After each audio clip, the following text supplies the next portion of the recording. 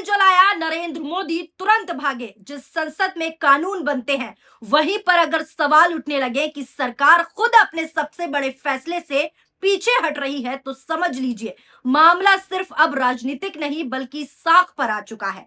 आज संसद में कुछ ऐसा ही देखने को मिला जब देश के सबसे बड़े और विवादित 3 बिल पेश हुए। लेकिन सबसे बड़ा सवाल उस वक्त खड़ा हो गया जब प्रधानमंत्री नरेंद्र मोदी खुद उस वक्त सदन में ही मौजूद नहीं थे। देश के सबसे बड़े और विवादित 3 बिल पेश हो रहे हैं और हमारे देश के प्रधानमंत्री नरेंद्र मोदी सदन से ही गायब हैं। विपक्ष ने इसी मुद्दे को पकड़ लिया और जैसे ही बिल पेश हुआ पूरा सदन आरोपों और साथ ही साथ जवाबों के शोर से गूंज उठा। जो तस्वीरें आज आप देख रहे हैं वो आज की ही सदन की तस्वीरें हैं। आज का दिन बेहद अहम था। सरकार ने 3 बड़े विधेयक पेश किए, संविधान संशोधन, परिसीमन और केंद्र शासित प्रदेश कानून संशोधन। अर्जुन राम मेघवाल ने 2 बिल पेश किए और तीसरा बिल अमित शाह ने रखा। सरकार का साफ तौर पर यह कहना है कि यह महिला आरक्षण लागू करने की दिशा में एक बहुत बड़ा और अहम कदम है। लेकिन वहीं दूसरी ओर विपक्ष से सीधा सीधा परिसीमन का खेल बता रहा है। विपक्ष का आरोप है कि महिला आरक्षण का नाम लेकर असल में सीटों का गणित पूरी तरीके से बदला जा रहा है। जैसे ही बिल पेश हुआ कांग्रेस के केसी वेणुगोपाल खड़े हो गए और उन्होंने रूल 72 यानी 72 के तहत बिल के इंट्रोडक्शन का विरोध करना शुरू कर दिया। इसके बाद जो हुआ वो संसद के इतिहास में दर्ज होने वाला पल बन गया। अमित शाह, केसी वेणुगोपाल, किरण रिजिजू और स्पीकर ओम बिरला के बीच जो है तीखी बहस छिड़ गई सदन में। विपक्ष बार बार कहता रहा कि यह बिल संघीय ढांचे पर हमला है, जबकि सरकार कहती रही कि अभी सिर्फ इंट्रोडक्शन है, बहस का पूरा समय मिलेगा। लेकिन असली सवाल वहीं अटका रहा। आखिर प्रधानमंत्री नरेंद्र मोदी कहाँ है? इतना बड़ा बिल पेश हो रहा है और प्रधानमंत्री सदन में ही मौजूद नहीं है। विपक्ष ने इसे मुद्दा बना लिया और कहा कि सरकार की कमजोरी यहीं पर ही दिखाई देती है। पहले आप वो वीडियो देखिए जिसमें अमित शाह, केसी वेणुगोपाल और किरण रिजिजू और स्पीकर ओम बिरला के बीच तीखी बहस हुई। आज ही का ये वीडियो है, नजर डालिए इस वीडियो पर।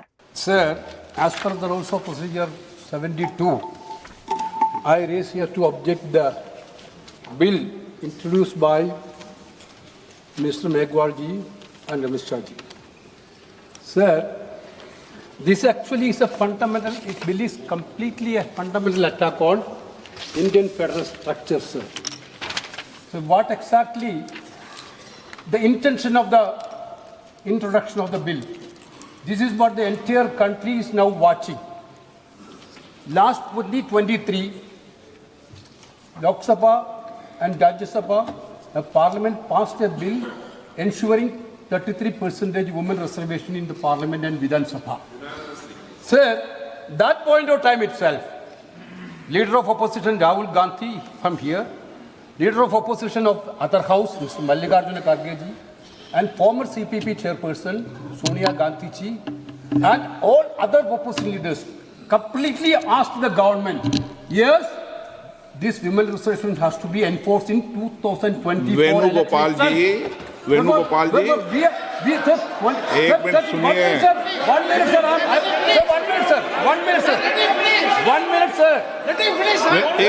एक मिनट वेणुगोपाल जी, मैं प्लीज आपको एक मिनट मैं दे रहा हूँ। पूरे विषय पर मैं बोलने दूंगा, पर्याप्त समय दूंगा, लेकिन ये विषय अभी बिल इंट्रोड्यूस का है, उस पर बोल रहे, बाकी आप पूरा विषय रखना, मैं सबको पूरा विषय समय दूंगा। भूमिका इसमें नहीं बांधते। 81 and 82 completely provide the protection for fixing the seats of state on representation basis. This government want to completely hijack that constitutional protection and they want to put the bill is very clear, sir. The bill, sir. नहीं, मेरा एक अनुरोध है, मेरे को आप नहीं, speaker ने कहा है आप बोल सकते हैं, मगर स्पीकर ने जब कहा कि रूल 72 में है, आप इंट्रोडक्शन को अपोज करने के लिए रूल्स 72 में जो आप बोलना चाहते हैं तो वो टेक्निकल विषय है। आप जो है पूरा इशू पे डिबेट पे शुरू हो गया। वेणुगोपाल जी, ये डिबेट का समय का नहीं है, ये टेक्निकल आप ऑब्जेक्शन जो उठाया उस पे बोलना है। कॉम्पिटेंसी ऑफ द हाउस का जो मामला है आप उसको बताइए। नहीं, पूरा मौका देंगे। कोई अभी बिल पास थोड़ी हो रहा है। आप जितने घंटे जाओगे उतने घंटे मौका दूंगा। 33% of women reservation. Why don't you implement in 2024 election? Sir, you only, sir. very clear. गृह मंत्री जी क्या कह रहे हैं? बिल के पुरस्तापित है बगैर बिल के मेरिट्स पर कैसे चर्चा हो सकती है? अभी उनको तकनीकी ऑब्जेक्शन है तो ही वो ले सकते हैं। एक बार बिल पुरस्तापित होने के बाद ही बिल के मेरिट्स पर सदन के सदस्य बोल सकते हैं। अभी ये सदन इस स्टेज पर है कि बिल को पुरस्तापित करना या ना करना।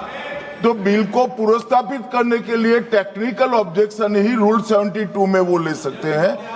उनको भाषण करने का पर्याप्त मौका मिलेगा और आप बड़े दयालु हो, ज्यादा मौका देना उनको, हमें कोई, और हम भी कस कर जवाब देंगे, हमें कोई तकलीफ नहीं है।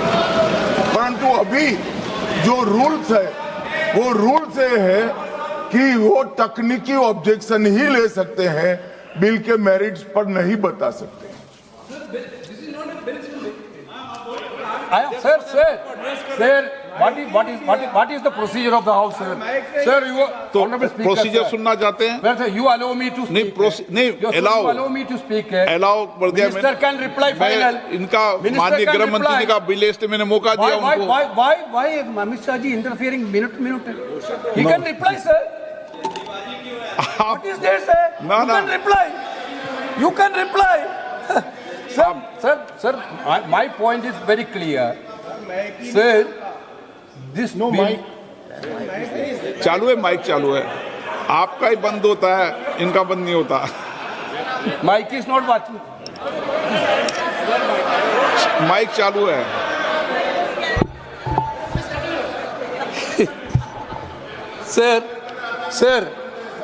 Sir, therefore, we insisted that women reservation should be implemented in 2024.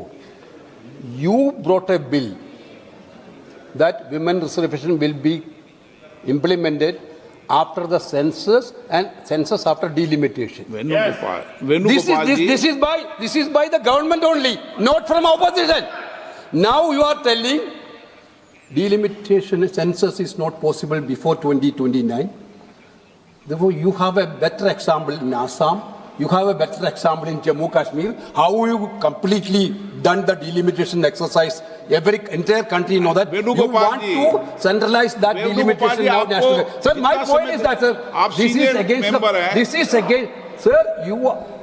मैंने कहा- when Indira Gandhi ji was the prime minister, the protection of the state has been given by the constitution मैं आपको 25 years. आपको पूरा Sir, समय Atal Bihari Vajpayee ji also in 2001. Atal Bihari Vajpayee also extended that protection. आगे नहीं Now बोलेंगे you आप। want to take away the protection given by Indira ji and Atal Bihari Vajpayee. Your intention is very clear, sir. Your intention is to hijack Indian democracy. बोलिए। You know about the Indian people mindset. You are scared of 2029 election. You want an escape route to cover up that 2029. That is why you bring the anti-constitutional bill. Therefore, I think the minister has to withdraw this bill, sir. This is the minister has to withdraw this bill. मैं पहले ही सदन को बता दूं कि इस bill पर व्यापक चर्चा होगी, इसलिए आप अपने विषय को जब व्यापक चर्चा हो जब बोलें, और पर्याप्त समय आपको दूंगा, कोई समय की कमी नहीं रहेगी। अभी नियम प्रक्रियाओं से सदन चले, 72 में ही आप ऑब्जेक्शन करें, ये मेरा आग्रह है आपसे। देखा आपने किस तरीके से सदन में बहस छिड़ गई और अब इस सियासी लड़ाई की आग संसद से निकलकर सड़क तक पहुंच गई है। तमिलनाडु में बड़ा सियासी संदेश दिया गया जब मुख्यमंत्री एम के स्टालिन ने परिसीमन से जुड़े विधेयक की कॉपी ही जला दी। ये सिर्फ विरोध नहीं था, बल्कि एक खुली चेतावनी थी कि दक्षिण भारत इस फैसले को स्वीकार कैसे भी कर लीजिए, कुछ भी कर लीजिए, नहीं करेगा तो नहीं करेगा। स्टालिन पहले ही कह चुके हैं कि यह कदम राज्यों के अधिकारों को कमजोर करेगा और प्रतिनिधित्व हटाएगा। अब जब उन्होंने खुलेआम बिल की जो है कॉपी जलाई, तो यह संकेत भी साफ हो गया कि यह विवाद और गहराने वाला है और बड़ा होने वाला है। इससे पहले उन्होंने जो है 2 वीडियो भी जारी की थी। वीडियो जारी कर सरकार को खुली चेतावनी भी वो दे चुके हैं। यहां तक कि पूरे तमिलनाडु की जो है छत पर काले झंडे लगाने को लेकर भी वो ऐलान कर चुके हैं कि देश देखे, पूरा दिल्ली देखे कि तमिलनाडु कैसे विरोध कर रही है इस बिल को लेकर काले झंडे लगाकर। ये भी हमने आपको पिछली वीडियो में बताया था। विपक्ष का आरोप साफ है कि सरकार महिला आरक्षण के नाम पर राजनीतिक फायदा लेना चाहती है। परिसीमन के जरिए सीटों का गणित अपने हिसाब से सरकार बदलना चाहती है, विपक्ष का साफ तौर पर यह कहना है। इसी को लेकर दोस्तों अब अखिलेश यादव भी बोल पड़े हैं। इसी बीच अखिलेश यादव ने भी सीधा सदन में जो है सरकार को घेर लिया है, सरकार पर सवाल दागे। सीधा सटीक जवाब और सटीक सवाल करते हुए अखिलेश यादव नजर आए। उन्होंने कहा कि आखिर इतनी जल्दबाजी क्यों है। नजर डालिए अखिलेश यादव की इस वीडियो पर। जल्दीबाजी क्यों है आपको जल्दीबाजी क्यों है महिला विधेयक के पक्ष में हम आप जनगणना क्यों नहीं कराना चाहते?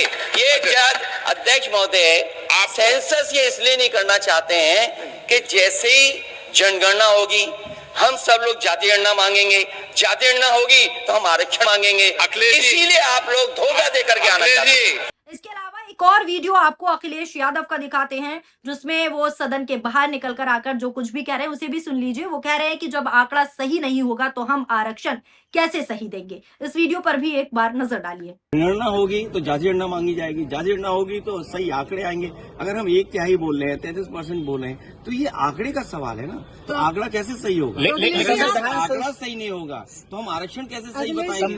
लेकिन सरकार जो है आरक्षण के पक्ष में, बाकी और बिलों के खिलाफ है समाज।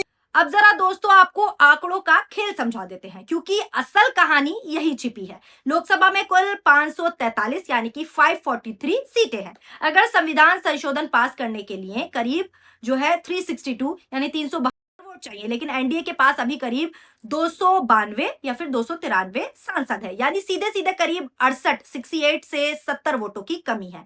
यही वो आंकड़ा है जो सरकार की सबसे बड़ी मुश्किलों को बढ़ा देता है। अगर सभी सांसद मौजूद रहते हैं तो सरकार के लिए ये बिल पास कराना जो है आसान नहीं होगा और संभव भी नहीं होगा। यही वजह है कि विपक्ष पूरी ताकत के साथ एकजुट होकर मैदान में उतर चुका है और हर तकनीकी नियम का इस्तेमाल कर रहा है ताकि बिल को कैसे भी करके रोका जा सके। राज्यसभा में भी स्थिति कुछ अलग नहीं है। वहां भी सरकार के पास बहुमत तो है, लेकिन संविधान संशोधन के लिए 2/3 समर्थन बेहद जरूरी है। यानी दोनों सदनों में सरकार को अतिरिक्त समर्थन चाहिए, जिसपे विपक्ष राजी नहीं। और यही वो जगह है जहां खेल पलट सकता है। कई क्षेत्रीय दल जो पहले सरकार के साथ खड़े रहते थे, अब दूरी बनाते हुए वो भी दिख रहे हैं। कुछ दलों ने तो दोस्तों साफ कर दिया है कि वो पुराने आंकड़ों के आधार पर जो है परिसीमन के पूरी तरीके से खिलाफ है। वहीं सरकार का दूसरी तरफ साफ कहना है कि यह देश के भविष्य के लिए जरूरी सुधार है और इससे लोकतंत्र मजबूत होगा। लेकिन सवाल ये है कि अगर ये इतना ही जरूरी है,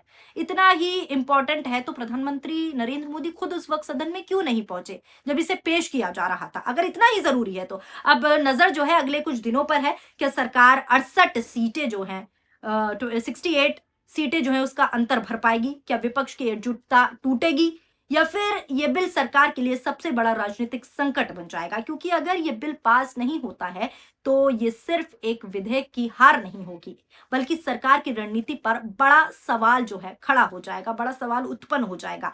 संसद में आज जो हुआ वो सिर्फ एक बहस नहीं थी, बल्कि आने वाले राजनीतिक तूफान की खुली शुरुआत थी। एक तरफ सरकार अपने सबसे बड़े एजेंडा को लेकर आगे बढ़ना चाहती है, तो वहीं दूसरी तरफ विपक्ष जो है हर मोर्चे पर उसे रोकने की पूरी तरीके से कोशिश पे लगा हुआ है। और इसी बीच प्रधानमंत्री की गैर मौजूदगी, प्रधानमंत्री का सदन में ना होना इस पूरे विवाद को और गहरा बना देता है। अब देखना यह होगा कि क्या सरकार इस संकट से निकल पाती है या फिर यही विवाद जो है उसकी सबसे बड़ी कमजोरी बन जाएगा। क्योंकि सियासत में सिर्फ फैसले नहीं, उनकी टाइमिंग और मौजूदगी भी बहुत कुछ तय करती है। हमेशा मैं कहती हूँ कि टाइमिंग बेहद इंपॉर्टेंट है। तो आज वही नजारा देखने को मिला जहां पर इतने महत्वपूर्ण बिल पेश किए जा रहे हैं सरकार की तरफ से और खुद प्रधानमंत्री नरेंद्र मोदी, भाजपा के मुखिया ही मौजूद नहीं है। प्रधानमंत्री नरेंद्र मोदी की गैर मौजूदगी ये एक बड़ा सवाल और गहरा सवाल पैदा कर रही है। फिलहाल इस खबर को लेकर आपकी क्या राय है, नीचे कमेंट बॉक्स में अपनी प्रतिक्रियाएं जरूर दीजिएगा। शुक्रिया, धन्यवाद, नमस्कार, जय हिंद, जय भारत।